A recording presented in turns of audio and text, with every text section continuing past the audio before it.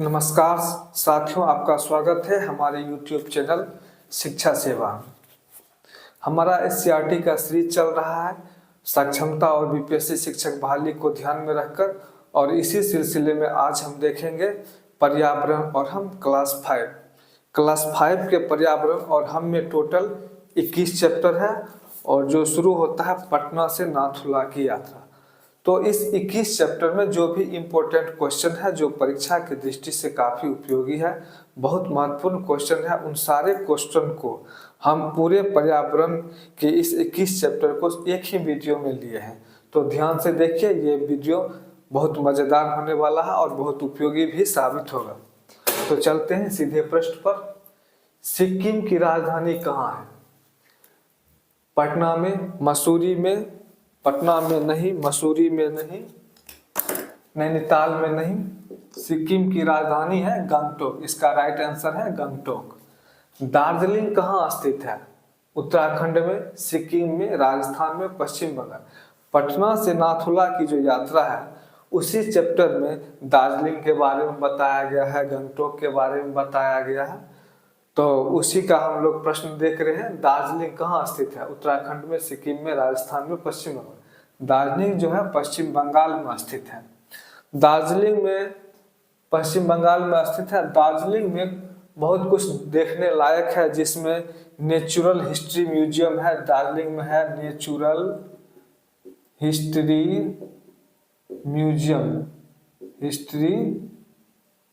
Museum है। दार्जिलिंग में natural history museum है। उसके बाद जूलॉजिकल गार्डन है, जूलॉजिकल गार्डन है। नेचुरल हिस्ट्री म्यूजियम है, जूलॉजिकल गार्डन है। और दार्जिलिंग का चाय बागान तो है ही, जो काफी मनमोहक होता है।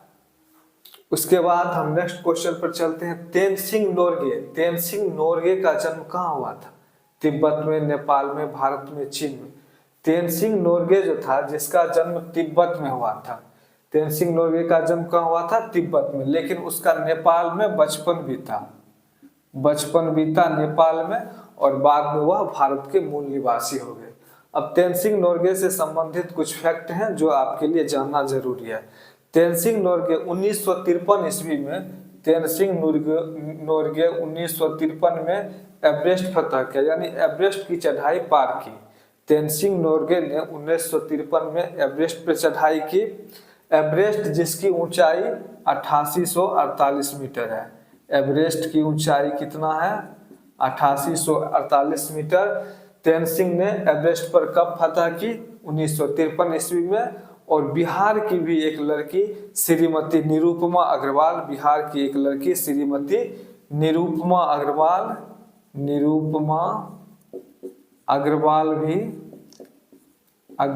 भी एवरेस्ट फतह की है।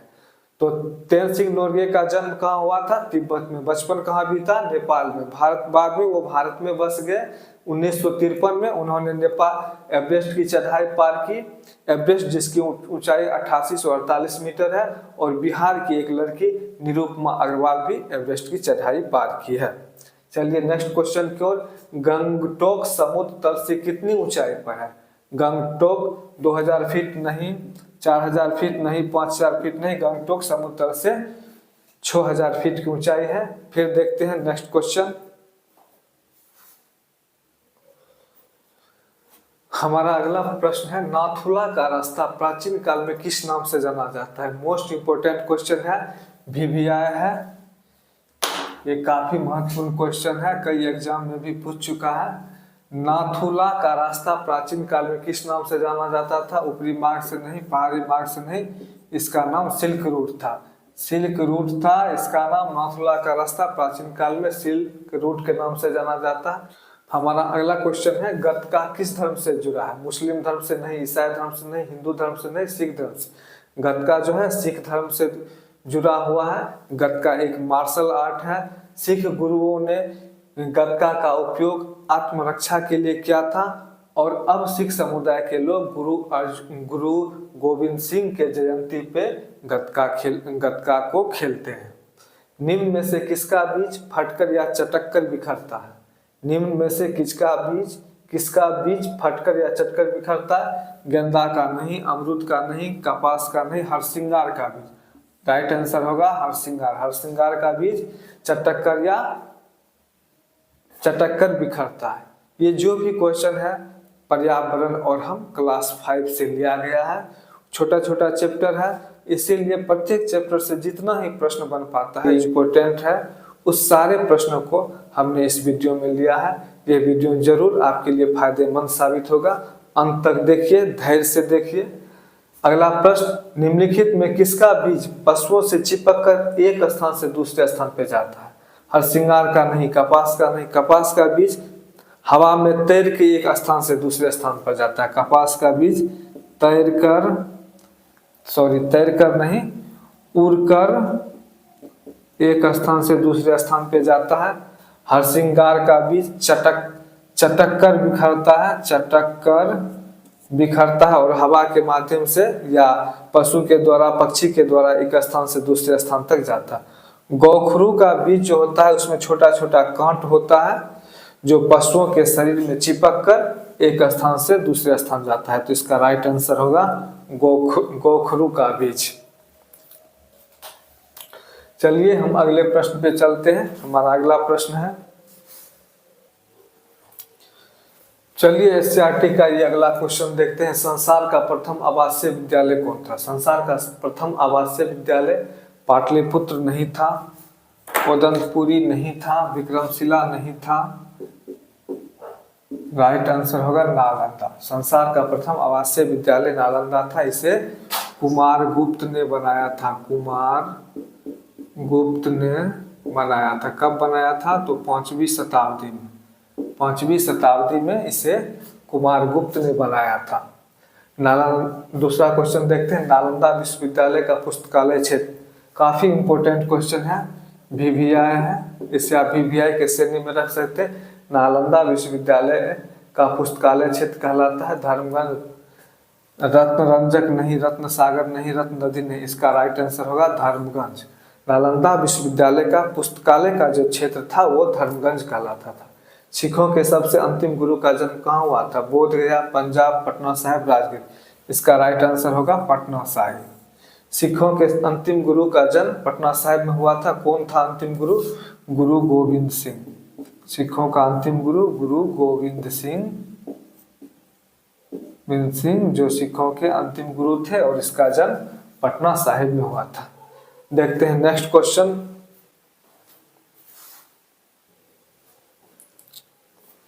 हमारा नेक्स्ट क्वेश्चन है, निम्नलिखित में किस फसल में सबसे अधिक जल की आवश्यकता होती है? किस फसल में सबसे अधिक जल की आवश्यकता होती है? धान में, गेहूं में, मक्का में, अलसी में। तो इसका राइट आंसर होगा धान। धान में सबसे अधिक वर्षा की आवश्यकता होती है, जल की आवश्यकता होती है। मक्का में भी होती है लेकिन कम, गेहूं में उससे कम, और सबसे कम अलसी में। सबसे कम जल की आवश्यकता, सबसे कम जल की आवश्यकता होती है अलसी में, और सबसे अधिक होता है धान में। अगला क्वेश्चन है, मलेरिया किसके काटने से होता है? मलेरिया एक रोग है, एक बीमारी है जो मच्छर के काटने से होता है। मलेरिया मच्छर के काटने से होता है, मक्खी नहीं, कीट नहीं। मलेरिया मच्छर के काटने से होता है। किस मच्छर के काटने से होता है? तो मादा एनोफिल मच्छर के काटने से मलेरिया होता है। और मलेरिया की खोज रोनाल्डो रॉस ने किया था। मलेरिया की खोज किसने किया था? रोनाल्डो रॉस ने। वे कहाँ के थे? उत्तराखंड के अल्मोड़ा शहर के थे। हमारे एससीईआरटी में दिया हुआ है रोनाल्डो रॉस उत्तराखंड के अल्मोड़ा शहर के थे। उन्होंने ही मलेरिया की खोज की है। बिहार का सबसे बड़ा जिला कौन है? बिहार का सबसे बड़ा जिला पूर्वी चंपारण, शिवहर, पश्चिमी चंपारण भाग। देखिए इस क्वेश्चन में क्लियर नहीं है कि बिहार का जो सबसे बड़ा जिला है वो क्षेत्रफल की दृष्टि से है या जनसंख्या की दृष्टि से पूछा जा रहा है। तो इसमें हम क्या करेंगे, ऑप्शन पे जाएंगे। ऑप्शन में हम जानते हैं कि सबसे बड़ा जिला पटना, सबसे बड़ा जिला क्षेत्रफल की दृष्टि से पटना है, पटना ऑप्शन में है नहीं, सॉरी, सबसे बड़ा जनसंख्या की दृष्टि से बड़ा जिला पटना है, पटना ऑप्शन में है नहीं, इसीलिए हम क्षेत्रफल पर जाएंगे। तो क्षेत्रफल में सबसे बड़ा जिला पश्चिमी चंपारण है। और पटना जो है, पटना आबादी के दृष्टि से सबसे बड़ा जिला है। पटना की आबादी कितना है, 58 लाख।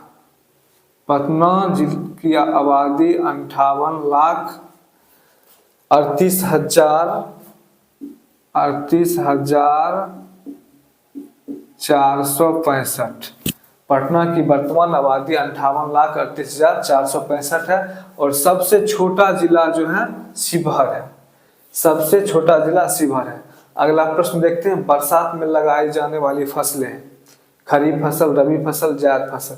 खरीफ फसल बरसात में लगाई जाने वाली फसल है खरीफ फसल। रबी फसल जो होता है सर्दी में लगाया जाता है। सर्दी भी देखिए याद करने का सबसे आसान तरीका है, सर्दी 2 वर्ड का है और रबी भी 2 वर्ड का है। बरसात ज्यादा वर्ड का है तो खरीफ भी ज्यादा वर्ड का होगा। बार बार लोग रबी और खरीफ में कंफ्यूज कर जाता है। अगर आप इस बात पर ध्यान देंगे, सर्दी का मौसम 2 वर्ड का है तो रबी 2 वर्ड का है, बरसात 4 वर्ड का है तो बड़ा वर्ड खरीफ भी बरसात के मौसम में लगाया जाता है और सर्दी के मौसम में रबी लगाया जाता है। और जायद फसल जो है यह भी गर्मी के मौसम में लगाया जाता है। तो बरसात में लगाए जाने वाली फसलें हैं खरीफ, सर्दी में लगाए जाने वाले फसलें हैं रबी, और गर्मी में लगाए जाने वाले फसल को कहते हैं जायद। देखते हैं अगला टॉपिक। हमारा अगला क्वेश्चन है, बिहार के किस जिले में मुख्यतः प्याज की खेती होती है। बिहार के किस जिले में मुख्यतः प्याज की खेती होती है। वैशाली नहीं, लखीसराय, जमुई, एक से अधिक। वैशाली जिला, वैशाली में केला की खेती होता है, वैशाली केला के लिए मशहूर है। Lakhisarai yes, Jamui yes. तो इसका राइट आंसर होगा 1 से अधिक। इसका राइट आंसर होगा 1 से अधिक। लखीसराय और जमुई दोनों जगह प्याज की खेती होता है। चना बिहार के किस जिले में सबसे अधिक उगाई जाती है। चना बिहार के मधेपुरा जिला में सबसे अधिक उगाई जाती है। इसका राइट आंसर होगा मधेपुरा जिला। चना बिहार के मधेपुरा जिला में सबसे अधिक उगाई जाती है। विकलांगता दिवस कब मनाया जाता है। विकलांगता दिवस 3 मार्च नहीं, 3 जून नहीं, 3 जुलाई। विकलांगता दिवस 3 जुलाई को मनाया जाता है। नेत्रहीन लोग किस लिपि का उपयोग करते हैं। नेत्रहीन लोग किस लिपि का उपयोग करते थे। देवनागरी का, रोमन का, ब्राह्मी का, ब्रेल लिपि। ब्रेल लिपि। नेत्रहीन लोग देवनागरी का नहीं, रोमन का नहीं, ब्राह्मी का नहीं, नेत्रहीन लोग ब्रेल लिपि का उपयोग करते हैं। ब्रेल लिपि का खोज किसने की। ब्रेल लिपि का खोज लुई ब्रेल ने ब्रेल लिपि का खोज किया। कब किया। 1809 में। ब्रेल लिपि का खोज 1809 में किसने किया। लुई ब्रेल ने। कहाँ के निवासी थे। फ्रांस के। लुई ब्रेल एक फ्रांसीसी निवासी थे जो 1809 में ब्रेल लिपि का आविष्कार किया। चलते हैं अगले क्वेश्चन पे।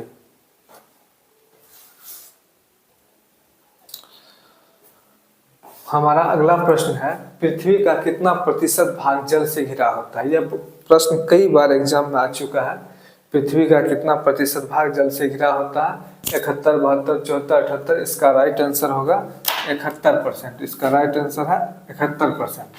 हाल ही के वर्षों में बिहार में किस वर्ष बाढ़ आई थी। अभी हाल में बिहार में किस वर्ष बाढ़ आई थी। वैसे बिहार में तो बराबर बाढ़ आते रहता है, लेकिन हाल ही में बिहार में 2005 नहीं, 2010 नहीं, 2009, 2008 में भयानक त्रासदी आई थी। 2008 में बिहार में भयानक बाढ़ आई थी। वाल्मीकि अभ्यारण्य में किसका संरक्षण मुख्य रूप से किया जाता है? बाघ का, तेंदुआ का, शेर का? तेंदुआ का नहीं, शेर का नहीं, हिरण का। वाल्मीकि अभ्यारण्य में मुख्य रूप से बाघ का संरक्षण किया जाता है। वाल्मीकि अभ्यारण्य कहाँ है? पश्चिम बंगाल। वाल्मीकि अभ्यारण्य कहाँ है? वाल्मीकि अभ्यारण्य पश्चिम बंगाल, वाल्मीकि अभ्यारण्य पश्चिमी चंपारण में है। वाल्मीकि अभ्यारण्य पश्चिमी चंपारण में है। वाल्मीकि अभ्यारण्य पश्चिमी चंपारण है जिसमें एकमात्र जनजाति थारू नामक जनजाति निवास करते हैं। वाल्मीकि अभ्यारण्य में एकमात्र जनजाति थारू है। खंजन क्या है? खंजन एक पशु है, एक पक्षी है, एक कीट है, इनमें से कोई नहीं। खंजन एक पशु है नहीं, एक कीट है नहीं, खंजन एक पक्षी है। छोटा सा पक्षी होता है जिसकी लंबाई करीब 25 सेंटीमीटर होता है, गोरैया से थोड़ा सा बड़ा होता है। खंजन एक पक्षी है जिसकी लंबाई 25 सेंटीमीटर होता है। चलते हैं नेक्स्ट क्वेश्चन पर। एससीईआरटी में टोटल 21 चैप्टर हैं। पर्यावरण, एससीईआरटी पर्यावरण जो है 5 का जो बुक है उसमें टोटल 25 चैप्टर है, जिसमें अधिकांश प्रश्नों को हमने कवर करवाया है। कुछ प्रश्न बच गए हैं, देखते हैं नेक्स्ट क्वेश्चन। अगले ये 2 क्वेश्चन जो है जो परीक्षा की दृष्टि से काफी महत्वपूर्ण है। बिहार के किस गांव में बेटी होने पर 10 पौधे लगाए जाते हैं? बांकीपुर नहीं, तुलसीपुर नहीं, लक्ष्मीपुर नहीं, धरहरा। बांकीपुर नहीं, तुलसीपुर नहीं, लक्ष्मीपुर। बिहार के किस गांव में बेटी होने पर 10 पौधे लगाया जाता है? राइट आंसर है धरहरा। धरहरा भागलपुर जिला के गोपालपुर प्रखंड स्थित एक छोटा सा गांव है। वहाँ एक धरहरा भागलपुर जिला का एक छोटा सा गांव है जहाँ पे हमारे देश के अन्य राज्यों में बेटा होने पर खुशी जाहिर किया जाता है बेटी की तुलना में। वहीं पे धरहरा में एक अलग परंपरा है, वहाँ बेटी होने पर ही ज़्यादा खुशी जाहिर किया जाता है और एक बेटी के जन्म के उपरांत 10 पौधे लगाए जाते हैं और बेटी और उस पौधे का लालन पालन साथ में क्या करते हैं। तो यही है धरहरा की विशेषता। अब है नेक्स्ट क्वेश्चन, बिश्नोई का संबंध। ये भी मोस्ट इम्पोर्टेंट क्वेश्चन है। बिश्नोई का संबंध किस राज्य से? मध्य प्रदेश, उत्तर प्रदेश, बिहार, राजस्थान। मध्य प्रदेश नहीं, उत्तराखंड नहीं, बिहार नहीं, इसका संबंध है राजस्थान से। बिश्नोई एक जनजाति है जिसका, बिश्नोई क्या है? एक जनजाति है। बिश्नोई एक जनजाति है। बिश्नोई का अर्थ 29 होता है और बिश्नोई के गुरु का नाम है जम्भाजी। जम्भाजी इसके गुरु हैं, जम्भाजी। इसके गुरु जम्भाजी ने 29 बातें बताई हैं जिसका पालन बिश्नोई समाज के लोग करते हैं। ये बिश्नोई समाज जो होते हैं प्रकृति प्रेमी होते हैं, न ये किसी जीव जंतु का शिकार करते हैं, न ही शिकार करने देते हैं। ये कभी भी वृक्ष से कभी भी मतलब हरे भरे पेड़ पौधे को कभी नहीं काटते हैं। ये सिर्फ सूखे पेड़ पौधे को ही काटते हैं। तो बिश्नोई समाज प्रकृति प्रेमी है, जीवों के संरक्षण है। तो इस प्रकार हमने पर्यावरण से क्लास 5 के पर्यावरण से 1 से लेके 21 चैप्टर तक में जो भी इम्पोर्टेंट क्वेश्चन था, जो भी इम्पोर्टेंट फैक्ट था, जो परीक्षा के दृष्टि से हमें लगा कि ये महत्वपूर्ण है, हमने उसको अपने इस वीडियो में संकलित किया है। अगर आपको मेरी वीडियो पसंद आए तो लाइक करें, सब्सक्राइब करें और अपने दोस्तों को शेयर भी करें। जय हिंद।